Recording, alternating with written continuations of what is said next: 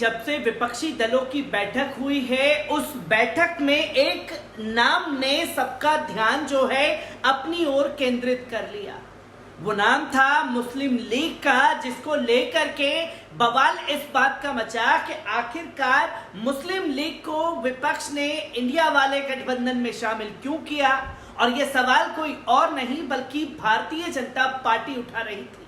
जब भारतीय जनता पार्टी ये सवाल उठा रही थी तो उसी दौरान से मेरे जहन में ये तस्वीरें चलने लगी कि आज नहीं तो कल मुस्लिम लीग के ऊपर किसी न किसी तरीके से आरोप लगा करके उसे इंडिया वाले गठबंधन से निकलवाने के लिए हर संभव कोशिश भारतीय जनता पार्टी करेगी।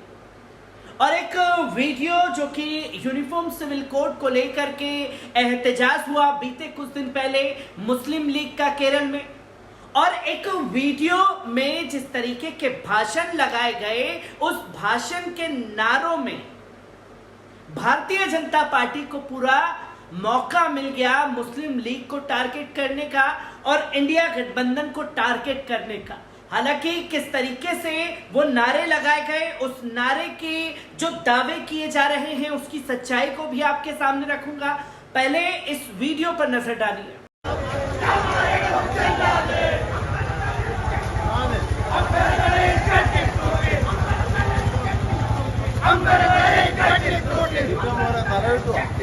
आपने ये भाषण सुना, महज इतने सेकंड के वीडियो को उठा करके मुस्लिम लीग को टारगेट भारतीय जनता पार्टी द्वारा किया गया।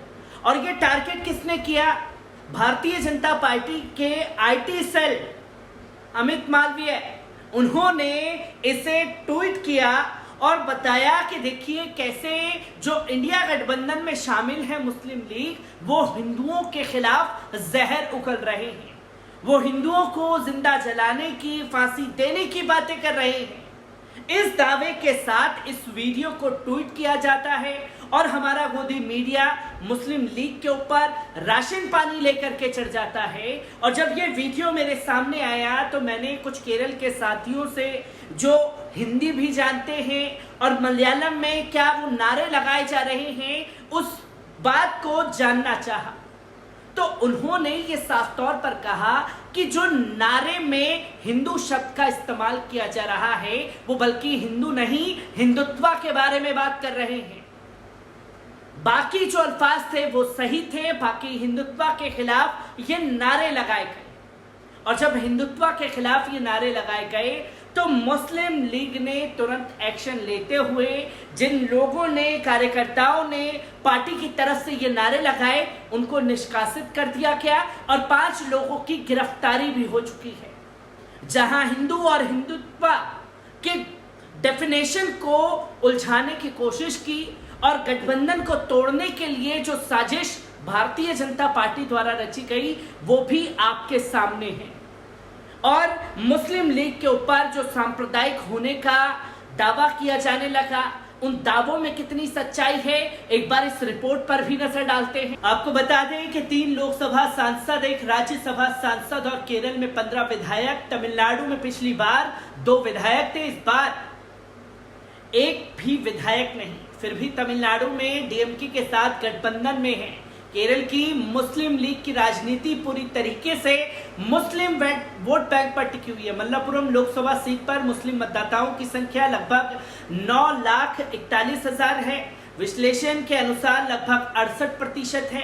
लोकसभा सीट पर मुस्लिम मतदाताओं की संख्या लगभग 8,38,000 है, जो कि विश्लेषण के अनुसार 62% है। मल्लापुरम इस जिले में मुस्लिम आबादी 70% है। इसी जिले में मुस्लिम लीग के 11 विधायक भी हैं।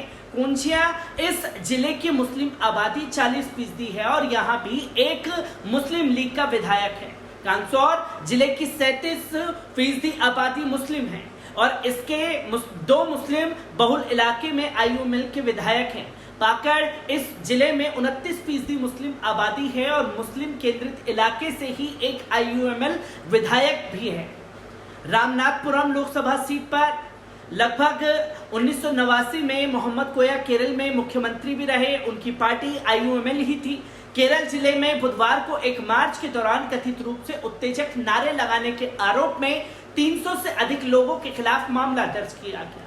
पुलिस ने कहा कि 300 से अधिक लोगों के खिलाफ मामला दर्ज किया गया है, जिसमें से ज्यादातर इंडियन मुस्लिम लीग यानी कि IUML की युवा शाखा के सदस्य हैं। इन पर उत्तरी केरल जिले में एक मार्च के दौरान कथित रूप से उत्तेजक नारे लगाने का आरोप लगा।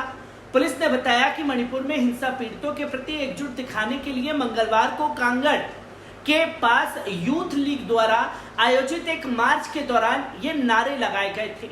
होसदुर्ग पुलिस स्टेशन के एक अधिकारी ने कहा कि भाजपा कन्हान मंडलम अध्यक्ष की शिकायत के आधार पर यूथ लीग मार्च में भाग लेने वाले 300 कार्यकर्ताओं के खिलाफ मामला दर्ज किया गया। उन लोगों पर IPC की धारा 153A के तहत मामला दर्ज हुआ, जो धर्म, जाति, जन्म स्थान, भाषा आदि के आधार पर विभिन्न समूह के बीच दुश्मनी को बढ़ावा देते हैं और सद्भाव बनाए रखने के प्रतिकूल कार्य करने से संबंधित है।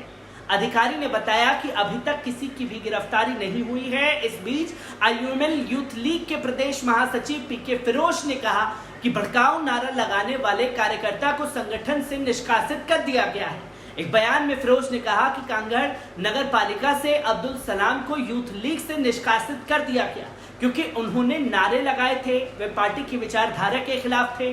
उन्होंने ये भी कहा कि कार्यकर्ता ने मार्च के दौरान कार्यकर्ताओं को लगाने के लिए दिए गए मुद्रित संस्करण से हटाकर नारे लगाए गए। रेल में कांग्रेस नेतृत्व UDF और प्रमुख यूथ लीग के मुस्लिम लीग की आलोचना करते हुए भाजपा ने आरोप लगाया कि उत्तेजक नारे CPIM के नेतृत्व वाली LDF सरकार और दक्षिण राज्य के समर्थन से लगाए गए थे। अब ये राज्य उग्र कट्टरपंथी का नया अड्डा बन गया है। भाजपा के राष्ट्रीय सूचना एवं प्रौद्योगिकी प्रभारी अमित मालवीय ने ट्वीट कर आरोप लगाते हुए कहा कि कांग्रेस की सहयोग इंडियन यूनियन मुस्लिम लीग की युवा शाखा ने केरल के कासरगोड में एक रैली में हिंदू विरोधी नारे लगाए। उन्होंने मंदिरों के सामने फांसी देने और जिंदा जलाने की धमकी दी। अगर पिनराई सरकार उनका समर्थन नहीं कर रही होती तो वे इस हद तक जाने की हिम्मत नहीं कर पाते। उन्होंने पूछा क्या केरल में हिंदू और ईसाई अब सुरक्षित हैं? केरल पुलिस ने बुधवार को कासरगोड जिले में इंडियन यूनियन मुस्लिम लीग की युवा शाखा के मार्च के दौरान कथित रूप से भड़काऊ नारे लगाने के आरोप में अब 5 लोगों को भी गिरफ्तार किया।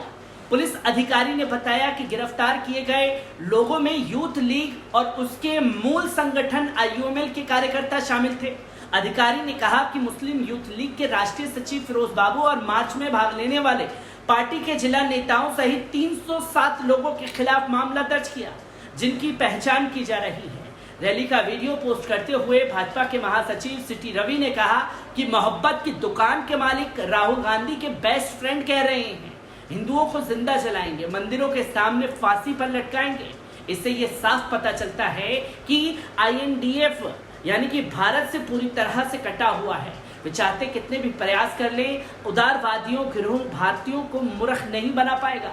भाजपा मंडल अध्यक्ष की शिकायत पर IUML की यूथ लीग के 300 लोगों के खिलाफ होसदुर्ग थाने में मुकदमा दर्ज किया गया है। हालांकि इस मामले में कोई गिरफ्तारी नहीं हो पाई थी। आपको बता दें कि इंडियन मुस्लिम लीग को सेकुलर पार्टी बताए जाने के बाद राजनीतिक टिप्पणीकार और शिक्षाविदों ने एक बार फिर इस पार्टी से जुड़े धर्म के इतिहास की तरफ रुख किया है।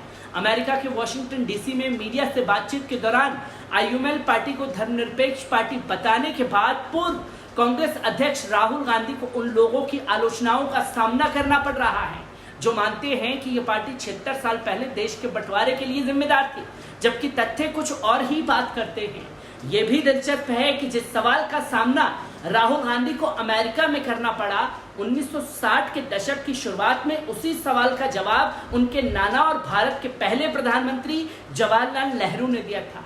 इसका जवाब मिला जुला है, इसका कोई सीधा जवाब नहीं है, लेकिन राजनीतिक टिप्पणीकारों और धर्म के जानकार के एक समाजशास्त्री के अनुसार पार्टी की भूमिका काफी बारीक है। राजनीतिक टिप्पणी BRP भास्कर कहते हैं कि वे अभी भी अपनी पार्टी के नाम पर मुस्लिम समुदाय को अपने पक्ष में बनाए रखते हैं, लेकिन पार्टी के व्यवहार में किसी तरह की सांप्रदायिकता को नहीं देखा गया है। केरल में भी इस मुद्दे को तूल नहीं दी जाती। भारत में केरल ही एक लौता ऐसा राज्य है जहां इंडियन मुस्लिम लीग का राजनीतिक आधार है। इस पार्टी ने केरल की 2021 के विधानसभा चुनावों में 8% वोट हासिल किए, 15 सीटों पर जीत हासिल की थी। पार्टी ने 2019 के लोकसभा चुनाव में केरल में 6% वोट हासिल किए थे और 2 सीटों पर जीत हासिल की थी। इसके अलावा पार्टी ने तमिलनाडु में भी 1 सीट जीती थी। ये दशकों से कांग्रेस के नेतृत्व वाले यूनाइटेड डेमोक्रेटिक फ्रंट का हिस्सा रही हैं। आईआईटी मद्रास में मानविक सामाजिक विज्ञान एवं एसोसिएट प्रोफेसर डॉक्टर आर संतोष ने भी बताया कि हमें पार्टी की वास्तविकता जमीनी गतिविधियों के आधार पर वास्तविकता धर्मनिरपेक्ष और औपचारिक धर्मनिरपेक्षता के बीच अंतर करने की जरूरत है, जो कि तस्वीरें लोगों के सामने हैं कि कैसे धर्मनिरपेक्षता का आरोप लगा करके सिर्फ इसलिए भारतीय जनता पार्टी टारगेट कर रही है कि पार्टी में मुस्लिम लीग शामिल है, और अगर मुस्लिम नाम हटा दे तो भारतीय जनता पार्टी की भी दिक्कतें खत्म हो जाएगी और अभी और ज्यादा हमले होना मुस्लिम लीग के ऊपर शुरू होंगे, क्योंकि इंडिया गठबंधन में मुस्लिम लीग का शामिल होना भारतीय जनता पार्टी के गालों पर करारा तमाचा है।